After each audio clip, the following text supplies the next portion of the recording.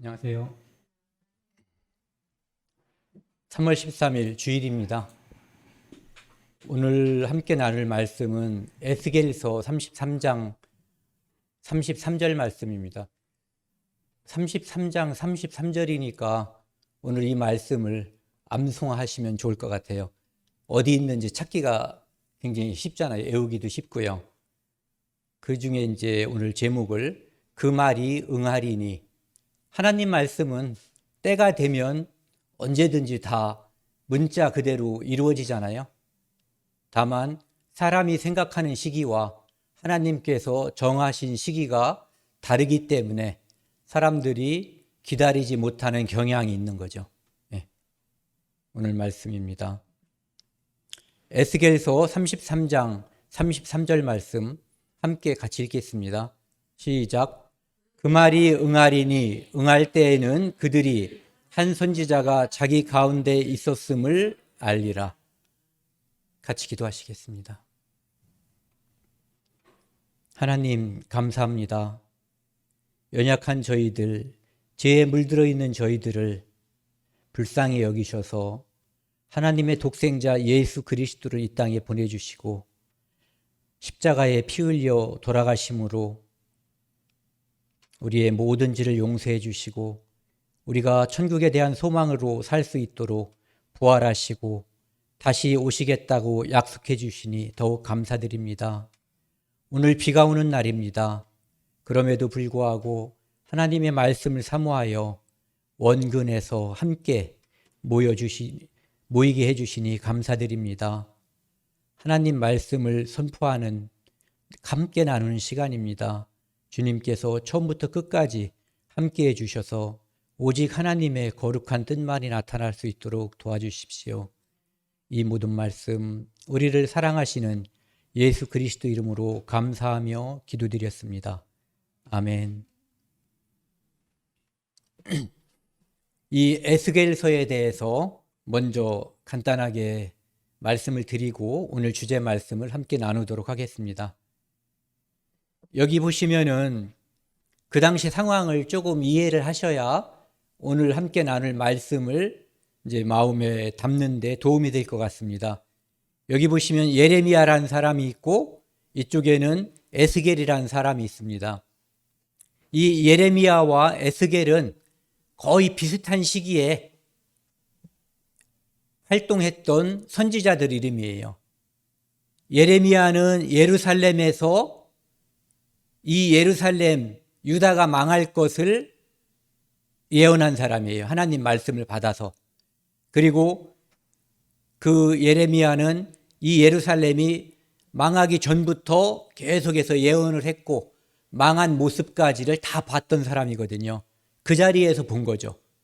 그리고 에스겔은 중간에 이제 바벨론이 3번 쳐들어왔잖아요. 그래서 605년 쳐들어왔고 그 다음에 BC 605년이요. 그 다음에 BC 597년 두 번째 쳐들어왔을 때 이 에스겔이 포로로 잡혀간 거예요. 그러니까 예루살렘에서 이렇게 바벨론으로 잡혀간 거거든요. 그때 바벨론으로 잡혀간 때가 BC 597년이에요.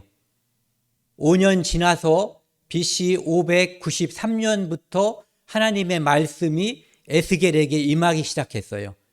그래서 에스겔은 일단은 바벨론이라고 하는 곳에서 예루살렘이 완전히 멸망하기 전, 그러니까 두 번의 침입을 받고 세 번째 BC 586년에 완전히 망하기 전에 이 에스겔은 바벨론 땅에서 이 땅에 잡혀온 이스라엘 유다 포로들에게 돌이키고 하나님께 순종하고 우상을 멀리할 것을 계속해서 선포했었던, 하나님의 말씀을 전했던 선지자예요. 그래서 BC 593년부터 BC 570년까지 대략 17년 정도요? 18년 정도. 그 정도를 하나님 말씀이 에스겔에게 임해서 하나님 말씀을 전했던 선지자, 예언자입니다. 그래서 각자 예루살렘의 멸망을 예언하고 전했지만 예레미야는 예루살렘에서 그 하나님 말씀을 선포했고요. 에스겔은 포로된 상태에서 바벨론에서 선포했던 겁니다. 지난번에도 말씀드렸지만은 바벨론이 예루살렘을 3번 침략했거든요. BC 605년, 597년, 586년 이때 망한 거예요. 그런데 에스겔은 이때 두 번째 침입했을 때 597년에 에스겔이 포로로 잡혀간 지 5년 후인 BC 593년부터 570년까지 선지자로서 활동을 했던 거예요.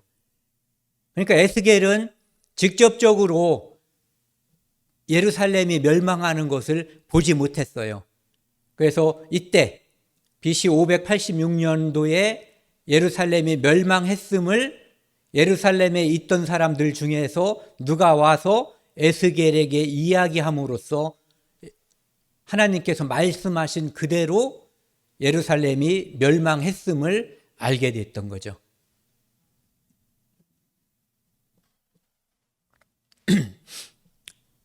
에스겔이라고 하는 이 성경은요, 에스겔이라는 의미 자체가 사람의 이름인데 하나님께서 강하게 하신다, 또는 어떤 분들은 하나님은 강하시다라고 하는 의미를 가지고 있다고 그래요.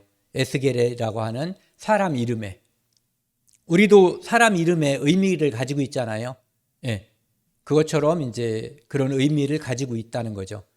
그래서 하나님께서 에스겔을 통해서 이스라엘을 강하게 하신다, 또는 에스겔을 강하게 하신다.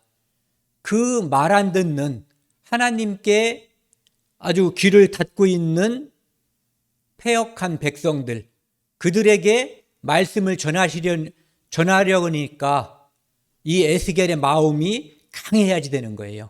그래서 성경에 보면은 에스겔을 그들보다 더 강하게 하신다라고 말씀하고 있어요.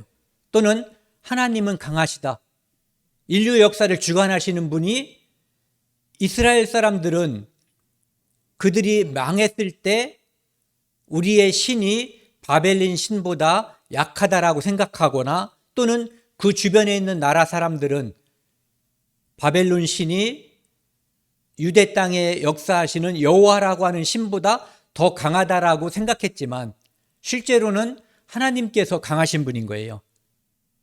그들을 멸망시킬 때에 바벨론을 데려다가 멸망시키신 거죠. 그리고 하나님께서 필요할 때 그 나라를 회복시켜 주시는 분, 그분이 바로 여호와 하나님이시기 때문에 하나님은 강하시다라고 볼 수가 있는 거죠. 여기 보시면 파란 글씨요, 내가 여호와인 줄 알리라. 이 표현이 에스겔이라고 하는 성경에 50번 이상, 정확히 모르겠어요. 제가 이렇게 검색을 해서 세봤는데 제가 찾은 건 57번인데 다른 분들은 60번 이상 나온다고 하더라고요. 그러니까 수도 없이 많이 나오는 표현이에요. 여기 37장 13절 말씀 같이 한번 읽겠습니다.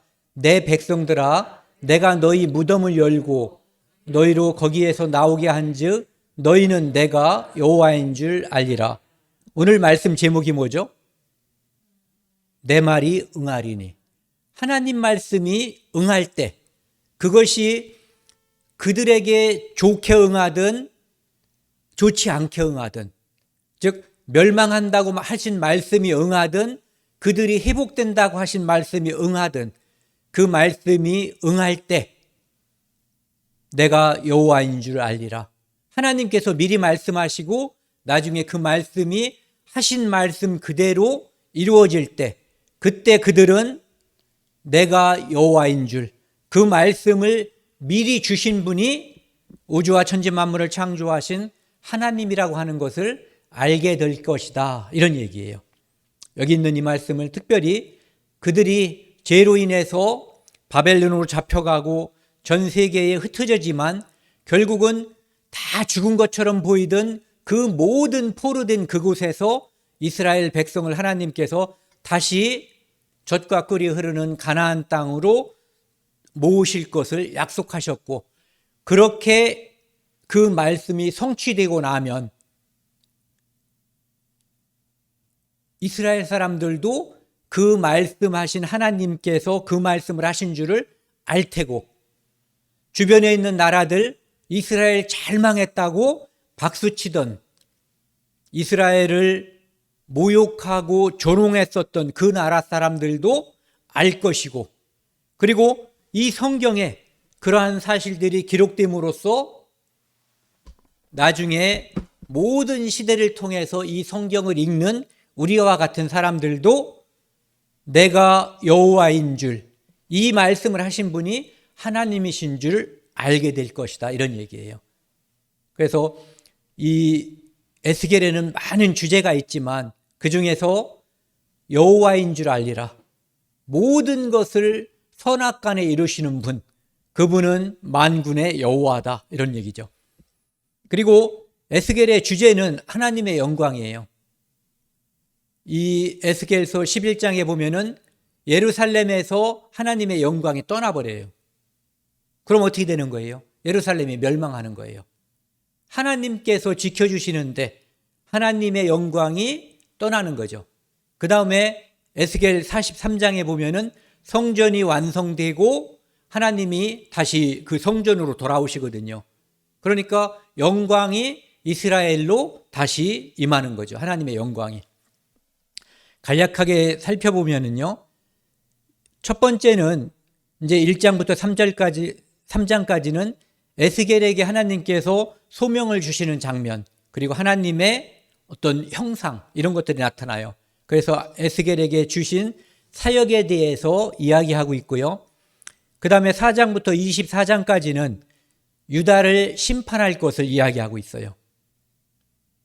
아까 말씀드린 것처럼 11장에 하나님께서, 하나님의 영광이 성전을 떠나거든요. 그것은 임박한 심판을 말씀하시는 거예요. 그 다음에 주변에 있었던 이스라엘을 계속해서 괴롭히고 이스라엘과 적대 관계에 있었던 나라들, 아까 그 그림에서 보시면은요, 이 나라들이요, 두로, 시돈, 암몬, 모압, 에돈, 블레셋, 애굽, 이 나라들이 멸망할 것을 이야기하고 있어요. 이 에스겔에는 이스라엘이 하나님의 말씀을 순종하지 않음으로써 멸망할 것이 예언되어 있고 그들의 회복이 또 예언이 되어 있거든요. 그런데 여기 나와 있는 이 7 나라들에 대해서는 회복에 대한 이야기가 없어요. 그냥 멸망할 것. 특별히 암몬, 모압, 에돔은 이스라엘이라고 하는 나라 민족이 형성되는 과정에서 형제 국가들이었잖아요. 형제들이었죠. 그럼에도 불구하고 그들은 이스라엘을 저주했고 결국은 망할 것, 이것이 이제 예언이 되어 있는 거죠. 그 다음에 네 번째는 33장에서 39장까지는 이스라엘의 회복.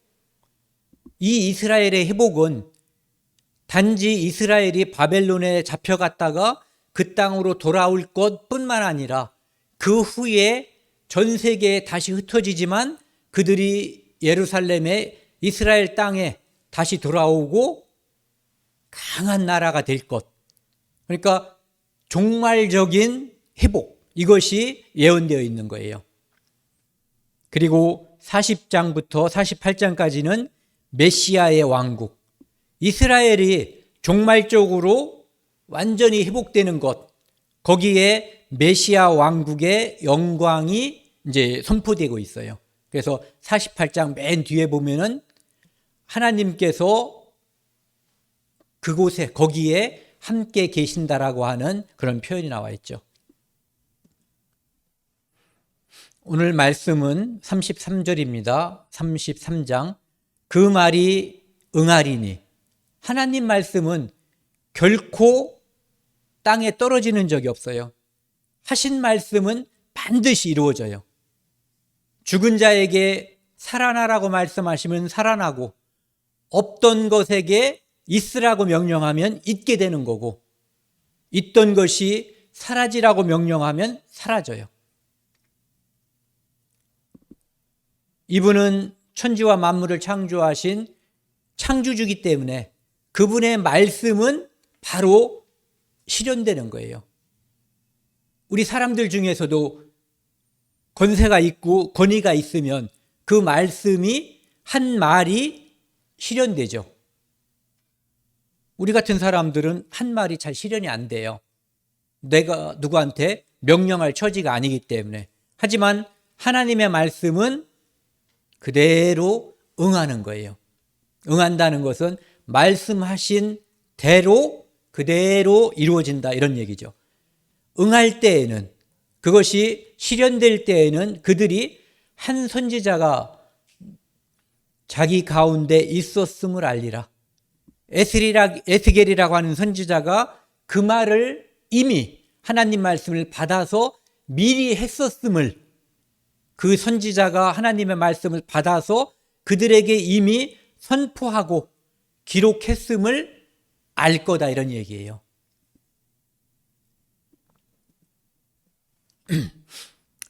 이 장면을 한번 같이 보시겠습니다. 구약 성경 1203쪽 한번 찾아서 보실래요? 1203쪽입니다. 이 장면은 하나님의 말씀을 듣기 위해서 이스라엘에 있는, 유다 땅에 있는 사람들이 이 에스겔에게 몰려드는 거예요. 하지만 그들은 그냥 한번 들어보려고, 하나님이 뭔 말 하나 한번 알아보려고 오는 것이지, 그가 하신 말씀, 하나님께서 하신 말씀을 마음속에 담고 그대로 지금 잘못됐다면 돌이키려고 하는 마음, 그런 것이 없는 상태에서 그냥 한번 들어보려고 오는 거예요. 같이 한번 읽겠습니다. 30절부터 33절 오늘 주제 말씀까지 천천히 한번 읽겠습니다. 인자야, 네 민족이 담 곁에서와 진분에서 너에게 대하여 각각 그 형제와 더불어 말하여 이르기를, 자, 가서 여호와께로부터 무슨 말씀이 나오는지 들어보자 하고, 백성이 모이는 것 같이 내게 나아오며 내 백성처럼 내 앞에서 앉아서 내 말을 들으나 그대로 행하지 아니하니, 이는 그 입으로는 사랑을 나타내어도 마음으로는 이익을 따름이라. 그리고 내가 고운 음성으로 사랑의 노래를 하며 음악을 잘하는 자 같이 여겼나니, 네 말을 듣고도 행하지 아니할 것이거니와 그 말이 응하리니, 그 응할 때에는 그 말이 한 선지자가 자기 가운데 있었음을 알리라. 그냥 한번 와보는 거예요. 드러나 보려고. 그런데 이런 말까지 하죠. 그들은 듣지만 그 마음을 바꿀 마음은 전혀 없어요. 심지어 32절에 보면은요, 그들은 내가 고운 음성으로 사랑의 노래를 하며, 에스겔이 그냥 노래하는 거를 한번 들어주는 정도, 우리가 가수가 노래할 때도 흥에 겨우면 감동을 받잖아요. 그런데 에스겔이 하나님의 말씀을 받아서 그들에게 경고하는 그 말씀을 그냥 노랫소리 정도로 듣고 이 귀로 들려서 이 귀로 빼버리는 그런 수준으로 생각한다는 얘기예요. 노래를 잘하는 자 같이 여겼나니 내 말을 듣고도 행하지 아니하거니와. 그 다음에 그렇지만 그들은 하나님 말씀을 듣고 아무런 반응이 없고 행동하지 않지만 그 말은 반드시 임할 것이고, 임할 때에 그때 에스겔이 한 말이 하나님께서 주신 말씀이 맞구나 하는 것을 알 거다 이런 얘기예요. 이 에스겔서 3장에 보시면은요, 3장하고 33장에 보면 이 파수꾼 이야기가 나와 있거든요. 파수꾼이라고 하는 것은 망루에 올라가서 저쪽 멀리에서 적이 오는지 안 오는지 바라보는 거예요. 그리고 온다면 경고하는 거죠. 만약에 파수꾼이 경고하지 않고 도망가 버리면 그것은 파수꾼의 임무를 제대로 수행하지 않는 거예요. 우리들도 지금 이 땅에 파수꾼의 역할을 하고 있는 거거든요. 이 땅에는 마귀가 이 세상 사람들을 속이고 있어요. 그래서 그 영혼을 노략질해서 죽으면 지옥 가는데 많은 사람들은 지금 마귀에게 잡혀서 끌려가고 있는 줄을 모르고 있는 거거든요. 그거에 대해서 우리는 파수꾼으로서 경고의 나팔을 불어야 되는 거예요. 그래서 이제 여기 보시면은 3장 17절, 내가 너를 이스라엘 족속의 파수꾼으로 세웠다. 하나님께서 에스겔에게 경고하라는 얘기예요. 무엇을 경고하나요? 망할 것이다. 그러니 돌이키라. 돌이키면 하나님께서도 망하게 하시겠다고 한 그 선언을 돌이키시겠다는 거예요. 그러니까 하나님은 거짓말을 안 하시는 분이에요. 그런데 하나님께서 하신 말씀을 돌이키시겠다는 거예요. 그러니까 그 사랑, 우리를 불쌍히 여기는 그 마음이 얼마나 큰 줄을 우리가 알아야 되는 거죠. 그래서 나를 대신하여 그들을 깨우치라. 하나님의 마음을 에스겔을 통해서 그 민족들에게 전하기를 바라는 거예요. 18절에 가령 내가 악인에게 말하기를 너는 꼭 죽으리라 할 때에 악인, 죄인, 그가 죽는 것은 당연한 거죠. 그렇지만 내가 깨우치지 아니하거나 말로 악인에게 일러서 그의 악한 길을 떠나 생명을 구원하지 아니하면, 악인이 있는데 악인은 죽을 자잖아요. 하나님 앞에 심판받고 죽을 자인데 파수꾼이 한마디 경고도 하지 않는다면 그는 이 악을 돌이킬 수 있는 기회가 없는 거예요. 그 악인은 그의 죄악 중에 죽으려니와 내가 그의 핏값을 내 손에서 찾을 것이요. 그가 죽은 이유는 악인이기 때문에 죽지만 또 한 가지 이유, 파수꾼인 내가 경고하지 않았기 때문에 돌이킬 기회가 없었다, 이런 얘기예요. 그래서 그 핏값을, 그가 죽은 책임을 너에게서 찾겠다, 이런 얘기죠. 우리도 이 책임을, 이 사명을 맡고 있는 사람들이에요.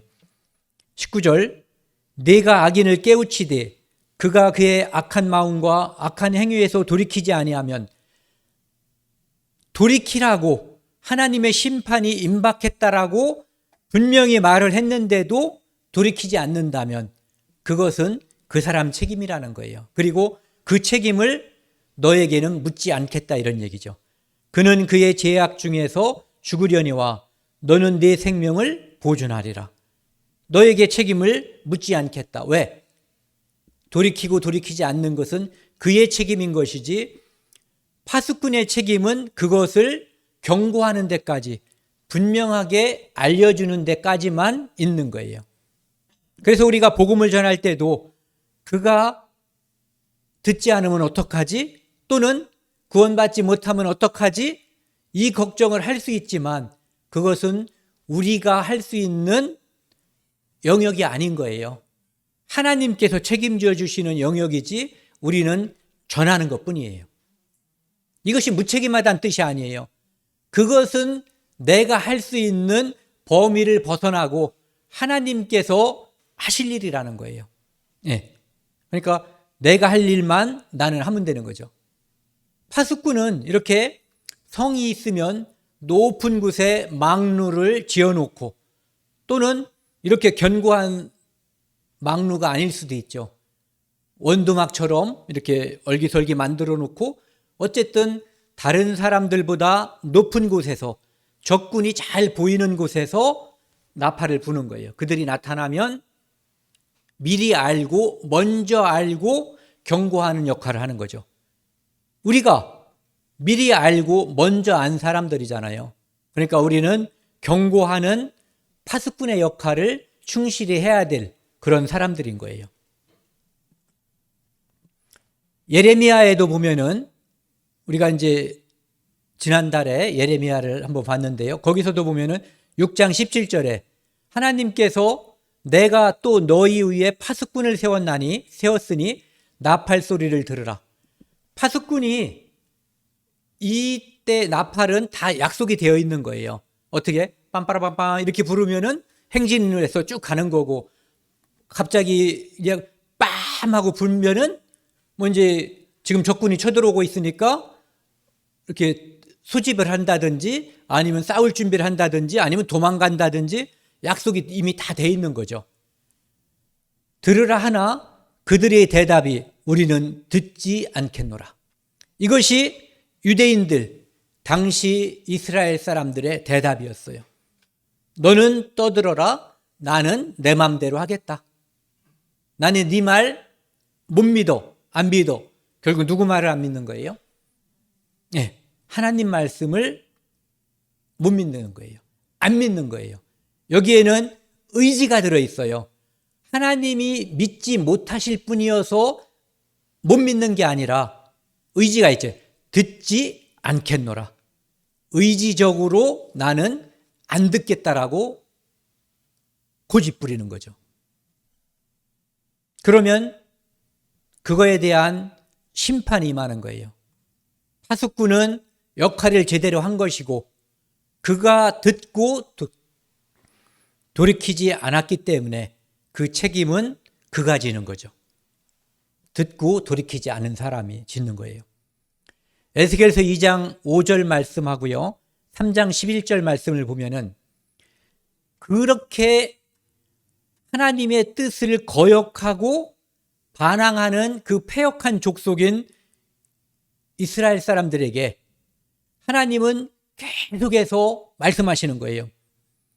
여기 보면은 듣든지 아니 듣든지 이런 표현이 에스겔에 여러 번 반복돼요. 밑에도 보면은 듣든지 아니 듣든지 들어도 말을 해야지 되고 설사 듣지 않더라도 지금은 안 듣지만 잠시 후에 집에 가서 생각해 보니까 그때 그 말이 내가 들어야만 살 수 있는 말이라고 하는 것을 기억해낼 수 있는 거예요. 그래서 듣든지 아니 듣든지 얘기하는 거예요. 그들 가운데 선지자가 있음을 알지니라. 이 선지자는 하나님 말씀을 미리 먼저 알고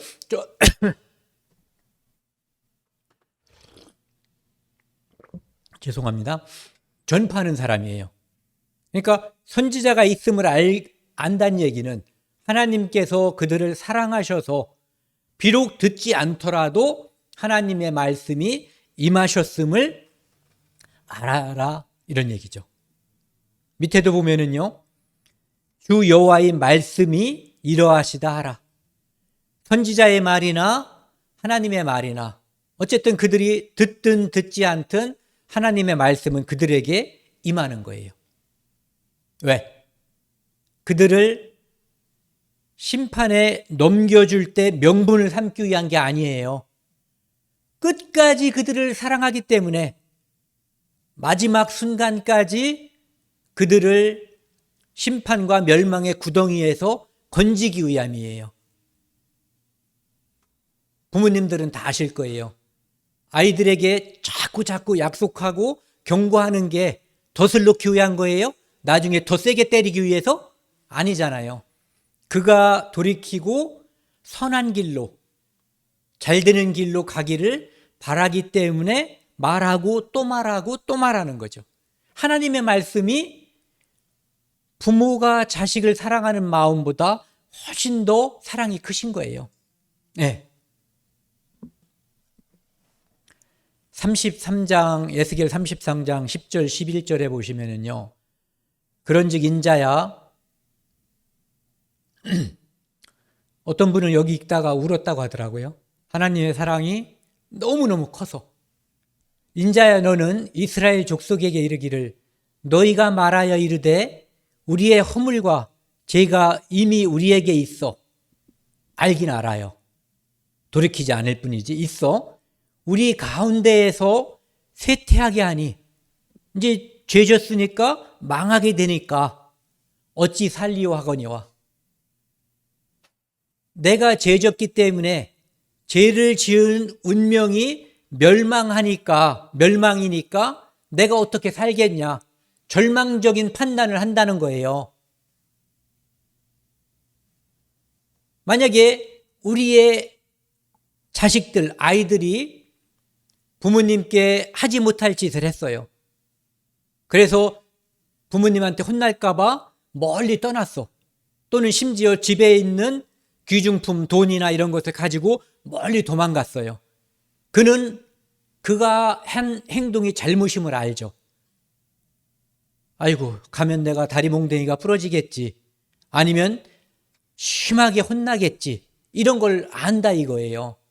그렇다고 해서 부모님께 돌아가지 않고 떠도는 것과 돌아가서 부모님께 잘못을 빌고 용서받고 부모님이 품어주기를 바라는 것과 어떤 것이 낫겠냐 이런 얘기죠. 부모의 입장에서요. 내가 잘못은 저지른 입장이 아니라 부모님 입장을 한번 생각해 보자는 거예요. 너는 그들에게 말하라. 에스겔에게 하나님께서 말씀하시는 거예요. 그들 죽을 죄를 져서 소망이 없다라고 말하는 이스라엘 사람들에게 말하라는 거예요. 주 여호와의 말씀이니라. 하나님이 이렇게 말씀하신다. 너희는 들어라. 나의 삶을 두고 맹세하노니, 하나님께서 맹세하는 거예요. 왕이 맹세한다고 치자고요.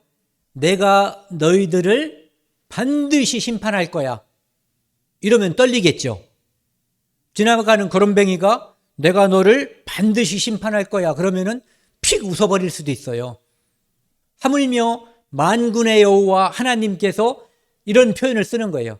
나의 삶을 두고 맹세하노니, 나는 악인이 죽는 것을 기뻐하지 아니하고, 비록 그가 지금 죄를 지은 악한 사람이지만 그가 심판받고 멸망하는 것을 원치 않는다는 거예요.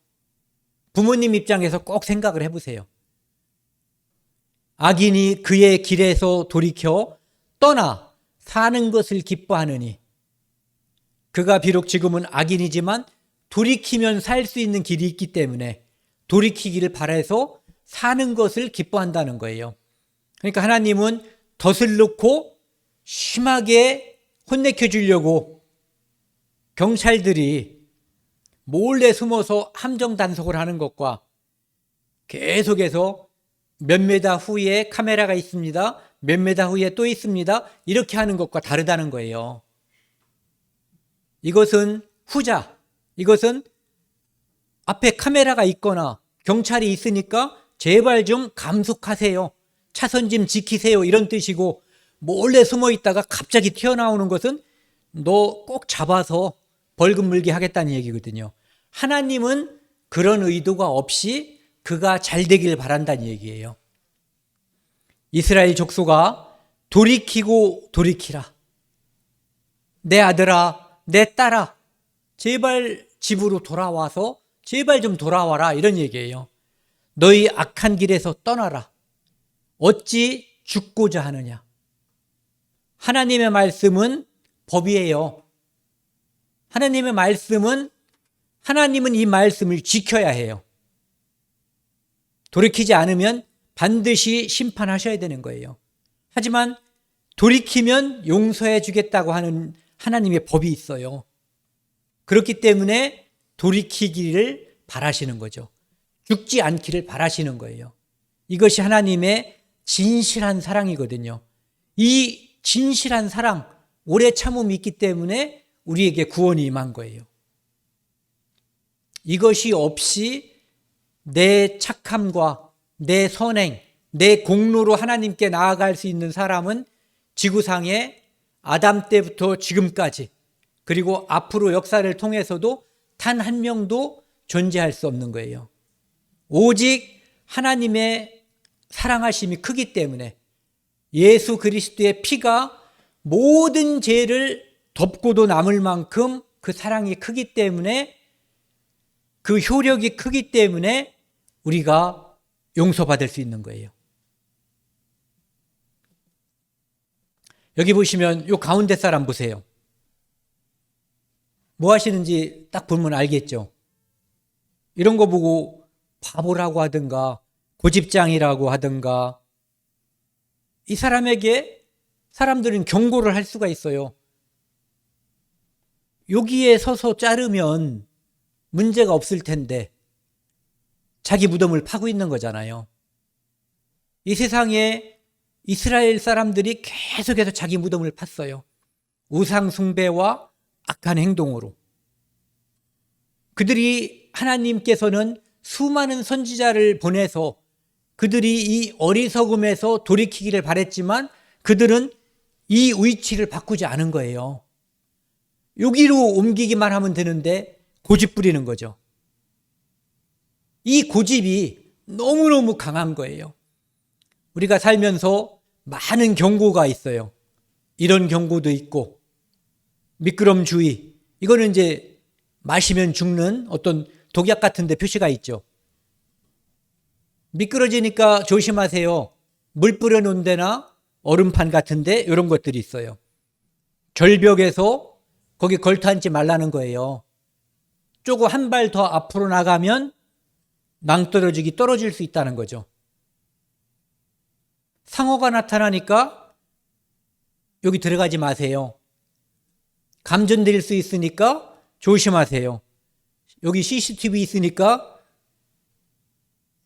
훔치고 싶어도 꼭 참으세요. 이런 얘기예요. 이 땅에 수많은 경고가 있어요. 하지만 그 모든 경고보다 강력한 경고가 죽은 다음에 죄인의 죽음 뒤에 심판이 있고 그 뒤에 영원한 멸망인 지옥이 있다라고 하는 경고예요. 이 성경 전체가 그 경고예요. 그리고 이 성경을 말씀을 믿는 자들에게 그 경고를 받아들이는 사람들에게 하나님께서 구원의 길을 제시하는 책이에요. 이 사람은 빨리 옮겨야지 돼요. 고집을 부리면 자유낙하게 되어 있어요. 그것은 하나님께서 정하신 법칙이에요. 나는 안 떨어진다라고 혼자 고집 부리고 혼자 애를 써도 틀림없이 떨어져요. 하나님이 그렇게 정하셨어요. 사람들이 고집이 있고 죄가 있는데 그 고집과 죄에서 돌이키지 않는 데에는 이 세상에 마귀가 있기 때문에 그래요. 마귀가 그의 영혼을 딱 잡고 계속 끌고 가는 거예요. 어디까지? 죽음까지. 죽음까지만 끌고 가면 나머지는 자동이에요. 자, 보세요. 여기 있는 이 물을 약간 지저분하지만 제가 실험을 해볼게요. 소리 들리세요? 네, 제 입에 있을 때는 삼킬 수도 있고 뱉을 수도 있어요. 그런데 삼킨 다음에는 제가 할 수 있는 역할이 없어요. 그냥 자동으로 위를 통해서 소장, 대장을 통해서 소변으로 나가버리는 거예요. 죽음 후에는 심판받을지 천국에 갈지 결정할 수가 없어요. 이 전에 결정되는 거예요. 그런데 이 땅에 사탄이, 마귀가 거짓 선지자를 통해서 사람들을 유혹하는 거예요. 거짓 종교를 통해서 죽으면 지옥 갈 수 있고 천국 갈 수 있다라고 하는 하나님의 말씀을 바꾸는 거죠. 죽으면 그만이야. 또는 착하게 살면 천국 가. 이렇게 거짓말을 시키는 거예요. 그래서 허탄한 묵시, 이 선지자들이 허탄한 묵시를 보며 거짓 것을 점쳤나니, 그러니까 이들은 선지자라고 하지만 하나님이 보내신 적이 없는 거예요. 스스로가 거짓말을 시키는 거죠. 내 손이 그들을 쳐서, 그러면은 거짓말을 했기 때문에, 백성을 잘못된 곳으로 인도했기 때문에 하나님께서 그들을 내 백성이 공의에 들어오지 못하게 하며 하나님의 백성 안에 그 거짓 선지자가 들어오지 못하게 한다는 얘기예요. 대부분 다 죽여버리시죠. 이스라엘 족속이 호적에 기록되지 못하게 하며 이스라엘 땅에도 들어가지 못하게 하리니 너희가 나를 여호와인 줄 알리라. 그런 결과를 보면 그 거짓말을 했던 그 거짓 선지자, 거짓 교사, 거짓 선지자가 이렇게 공회에도 못 들어오고 호적에도 기록되지 못하고 이스라엘 땅에도 못 들어오는 그런 것들을 보면은 너희가 나를 여호와인 줄 알리라. 그 말이 하나님의 말씀이 그대로 응한다는 얘기예요. 왜? 하나님은 말씀하시면 그 말씀은 반드시 이루어져요. 밑에도 보면은 그러면 그들이 나를 여호와인 줄 알 것이다. 이 현대인의 성경은 이렇게 돼 있어요. 말씀하신 게 이루어지기 때문에 하나님의 말씀임을 안다, 이런 얘기예요. 지난번에 한번 보여드렸던 건데요. 하나님의 거듭된 경고에도 예레미야를 통해서 경고를 했고, 그 다음에 포로 잡혀온 곳에서는 에스겔을 통해서 계속해서 경고하고 경고했지만 결국 그들은 돌이키지 않았어요. 참 신기하죠. 하나님을 믿지 않는 그들이 이런 믿음을 갖고 있었어요. 성전이 있기 때문에 우리는 멸망하지 않을 것이다. 하나님의 말씀을 안 듣는데, 이런 거와 똑같죠. 엄마 아버지 말씀을 안 듣고 속을 바글바글 썩기는데 내 카드는 쓰고 싶은 거야. 엄마 아버지 카드는. 그럼 대부분 우리 드라마에서 보면은 카드 정지시켜버리잖아요. 네, 정지되는 거예요. 예루살렘 성이 이렇게 비탈 위에 굳건하게 돌 위에 세워져 있기 때문에 누구도 여기는 침입하지 못할 것이다라고 믿고 있었어요. 하지만 하나님께서 바벨론을 보내서 그들에게 그들이 믿고 있었던 난공불락, 누구도 여기를 침략해서 무찌를 수 없다라고 하는 믿음을 갖고 있었지만 하나님은 하시죠. 바벨론을 통해서 박살내버리신 거예요. 다윗 언약, 다윗을 통한 그 아들들이 그 왕위가 계속 될 거다라고 하는 그 언약이 이스라엘 사람들에게 있는데 그것은 믿는데 하나님의 말씀은 안 들었죠. 그래서 선지자가 파수꾼이 경고한 대로 그들은 그 뜻에서 하나님의 말씀을 계속 듣고도 돌이키지 않았어요. 그러니까 하나님의 말씀대로 바벨론이 들어와서 이 성을 완전히 부셔버리고 이 다 깨져버렸죠.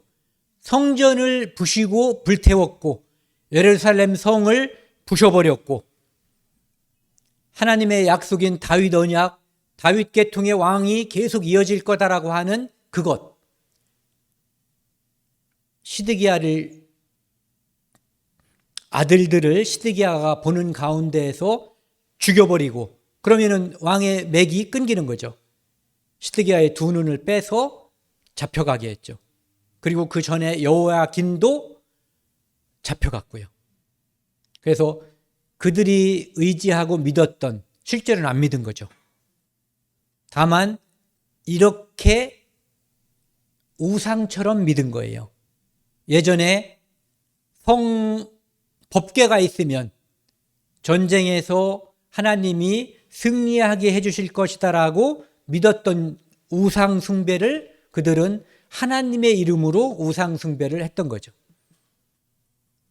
그래서 예루살렘에서 바라봤었던 예레미야는 그 성전과 성이 불타고 모두 무너지는 것을 직접 보고 하나님께서 경고한 대로 바벨론으로 포로로 끌려가는 것을 직접 봤어요. 그리고 바벨론에 있었던 에스겔은 그 모든 소식, 이렇게 될 거다라고 하는 그 모든 예언이 그대로 성취되었음을 그곳에서 듣게 되는 거죠. 하나님의 말씀은 반드시 응하는 거예요. 다만 돌이키면 하나님께서 그들에게 내린다고 했었던 그 벌을 하나님께서 멈추게 해주시는 거예요. 히스기야도 하나님께서 죽는다고 했는데 그가 하나님께 간구함으로 죽음을 연장시켜 주셨죠. 창세기 2장 3절 5절 보시면요. 3에서 5절 보시면요. 하나님은 선악을 알게 하는 나무의 열매를 먹으면 정령 죽으리라고 말씀하셨어요. 이 말씀은 그때부터 지금까지 쭉 유효한 거예요. 왜? 그분이 말씀하셨기 때문에 그 말이 지금도 응하고 있어요. 정령 응하는 거거든요. 근데 뱀은 이렇게 얘기했죠. 너희가 결코 죽지 아니하리라. 이것이 바로 거짓을 말하는 뱀, 사탄이 예루살렘에서도 역사했고 바벨론에서도 역사했어요. 그리고 오늘 우리들 사이에서도 역사하고 있어요. 야, 죽음은 그만이야. 천국이 어디가 있고 지옥이 어디가 있어. 죽음은 그만이야. 그리고 착하게 살면 지성이면 감천이지. 하나님께서 천국에 보내주실 거야. 복음을 거짓 것으로 하는 거예요. 하나님이 정령 죽으리라고 한 그 말씀을 마귀가 정면으로 부인하고 그들에게 헛된 생각을 집어넣어 준 것처럼 오늘날에도 많은 거짓말들이 있어요. 특히 죽으면 그만이다. 또 착하게 살면 천국 갈 거야. 이렇게 거짓말을 시키는 거죠. 그것은 결코 진실이 아니에요. 오직 예수 그리스도의 십자가의 보혈만이 우리를 심판을 면제하게 하고 영원한 하나님의 나라에 가게 하고 하나님의 자녀가 되게 하고 영생을 얻게 하고 구원을 얻게 하는 유일한 길이에요. 네, 내가 곧 길이요 진리요 생명이라고 예수님께서 분명하게 말씀하셨어요. 예수 그리스도의 피가 아니고는 누구도 하나님께 나아갈 수가 없어요. 그러니까 그 거짓이 계속 이어지는 거예요. 사탄 마귀는 거짓의 아비예요. 예수님께서는 바리새인들 안에 들어있는 그 주인을 바라본 거죠. 그래서 뱀들아, 독사의 새끼들아, 너희들은 지금 네 안에 뱀이 들어있고 너희들은 그 뱀의 독사의 새끼들이라고 심한 욕처럼 보이는 그 말씀을 하신 거죠. 또 하나님과 같이 되어 선악을 알 줄을 하나님이 아심이라. 야, 죽지도 않고 하나님처럼 돼. 하나님처럼 된다라고 가르치는 종교가 많이 있어요. 참선을 하거나 수행을 하면은 신이 된다라고. 그런데 요한일서 3장 2절에는 그가 나타나실 때, 예수님이 이 땅에 다시 오실 때 우리가 그와 같아진다라고. 그분이 이 땅에 부세주인 예수 그리스도가 이 땅에 우리를 몸으로부터, 시간으로부터, 공간으로부터 완전히 구원하실 때 진짜 구원이 완전히 이루어지는 거죠. 그때 우리가 하나님과 같이 된다고 했어요. 그와 같을 줄 안다라고. 그 전에 하나님처럼 된다라고 하는 말은 다 거짓말이에요. 내 노력으로 되는 것이 아니라 하나님께서 우리를 하나님과 같이 그와 같을 줄을 알미라라고 되어 있어요. 그러니까 속으면 안 돼요. 이 땅에 아담부터 시작해서 먹는 날에는 정령 죽으리라고 하는 그 말씀이, 그 말이 지금도 응하고 있죠. 아담도 930세요? 죽었고 그 많은 후손들이 다 죽었어요. 정령 죽으리라고 한 그 말씀대로 죽었어요. 이 땅에 수많은 본보기가 있어요. 사탄은 결코 죽지 아니하리라. 보너스로 하나님처럼 된다라고 거짓말시키지만 이 땅의 수많은 역사를 통해서 몇 대인지 모르죠. 아담부터 지금까지 또 앞으로 수많은 선지자들이 통해서 성경을 통해서 하나님은 먹는 날엔 정령 죽는다라고 말씀하셨고 우리는 계속 사람들이 죽어가고 있는 모습을 보고 있어요.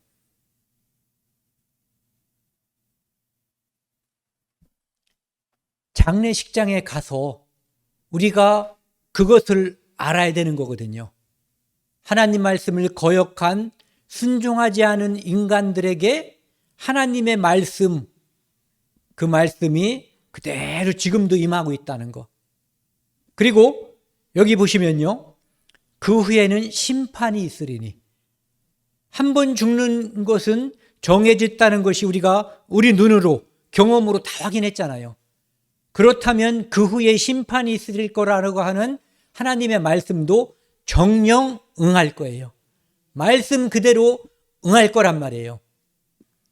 이 말씀이 앞에 있는 것이 예언이거나 묵시라면은 우리는 이미 그 결말을 다 보았죠. 이 뒤에 있는 이 말씀이 예언이거나 묵시라면 그것이 어떻게 될 것인지에 대한 짐작을, 아니 확신을 우리는 하고 있는 거예요. 반드시 심판이 있다는 것을 우리는 분명하게 알고 있거든요. 그렇기 때문에 우리는 복음을 전하는 거예요. 복음만이 사람을 살릴 수가 있기 때문이죠. 높은 망루에서 적군이 오는 걸 보면은 잠시 후 사람들에게 임할 그 죽음을 미리 바라본다면 나팔을 부는 거예요. 이것이 파수꾼이 해야 할 일이에요. 이 시대, 많은 시대에 걸쳐서 하나님께서는 구원받은 성도들에게 이 역할을 주신 거예요. 이 사명을 주신 거예요. 지금은 우리가 이 사명을 맡은 자들이에요. 우리는 나팔을 불어야 돼요. 듣든지 아니 듣든지 그들이 선지자가 있었음을 알게 될 거예요.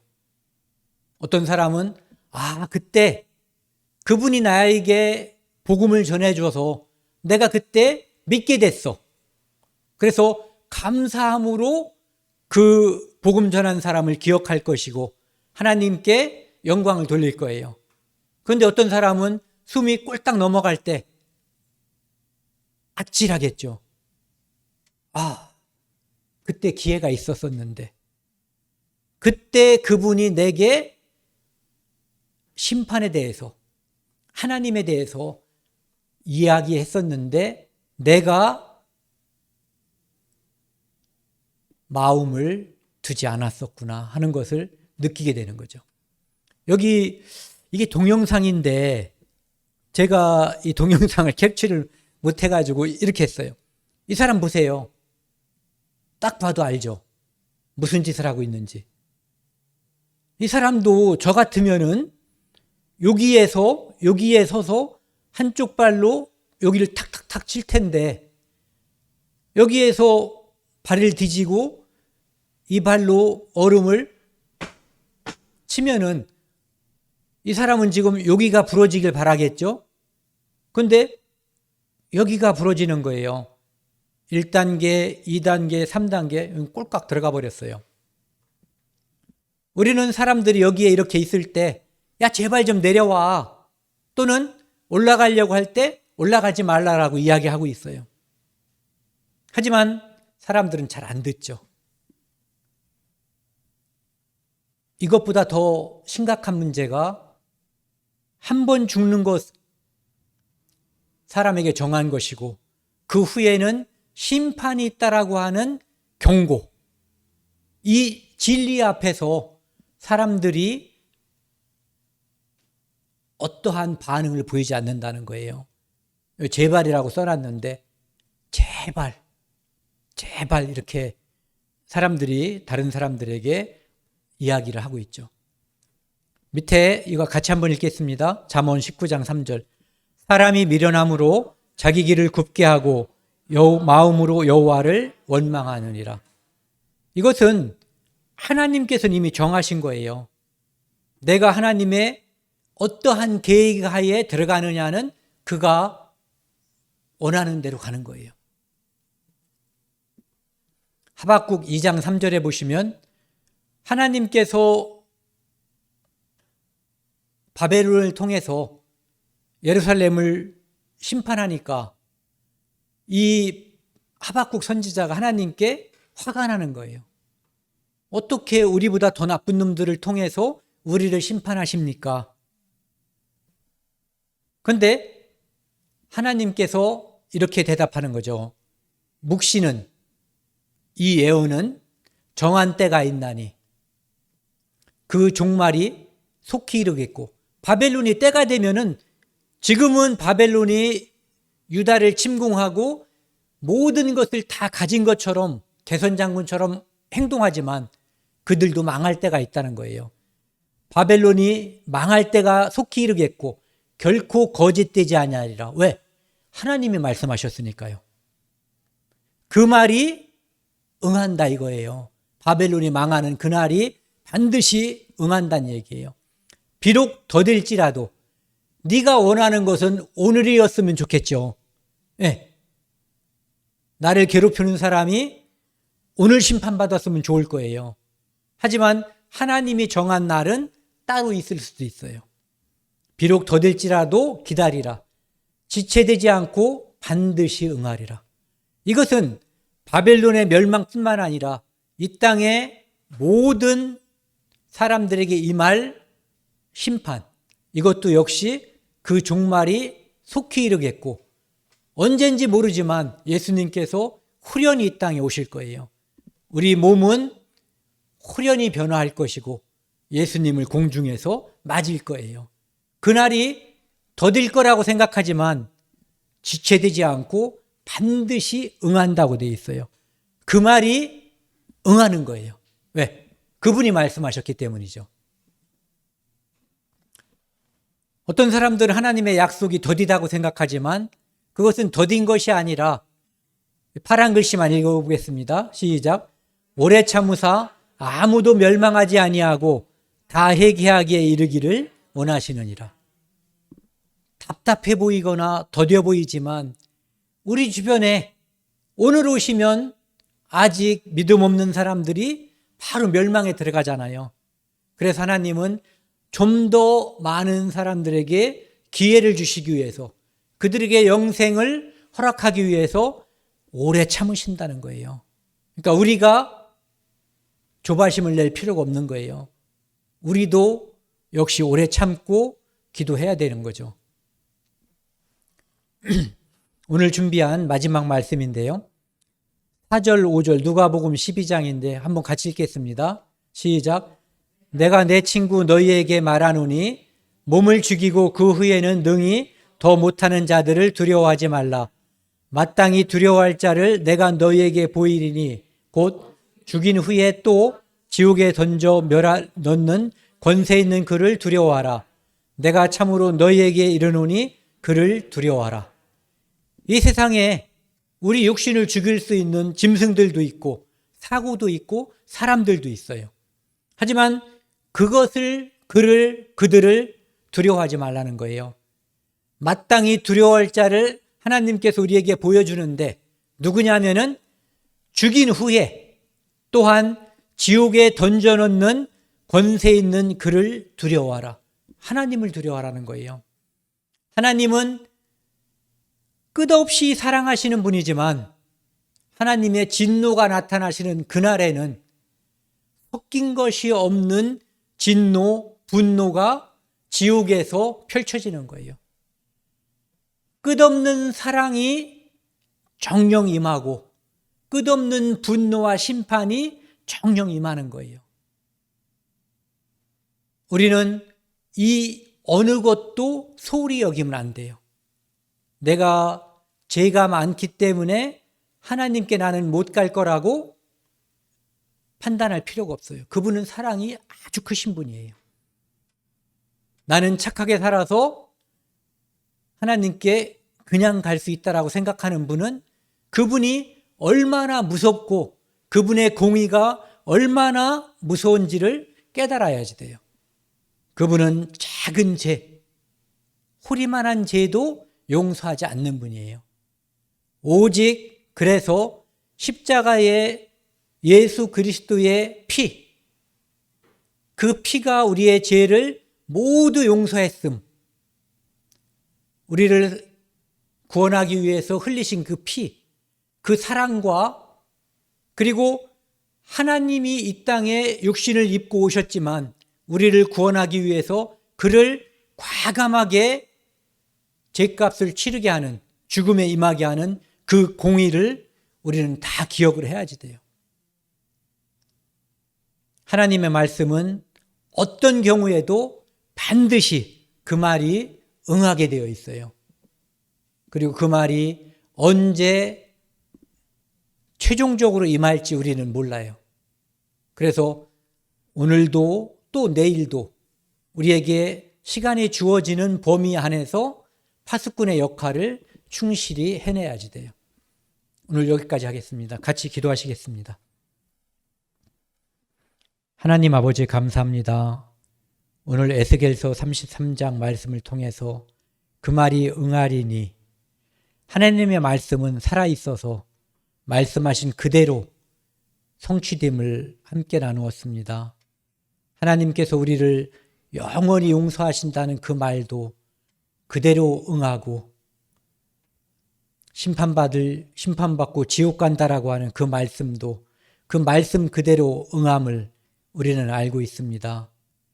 우리를 파수꾼으로 이 시대에 세워주신 하나님, 우리에게 담대함을 주셔서 구원받지 않은 사람들에게 그들에게 심판이 있음을 담대히 전하고 그들에게 하나님의 사랑이 크심을 담대히 알릴 수 있도록 도와주십시오. 이 모든 말씀 우리를 죄악에서 영원히 용서해 주신 예수 그리스도 이름으로 감사하며 기도드렸습니다. 아멘.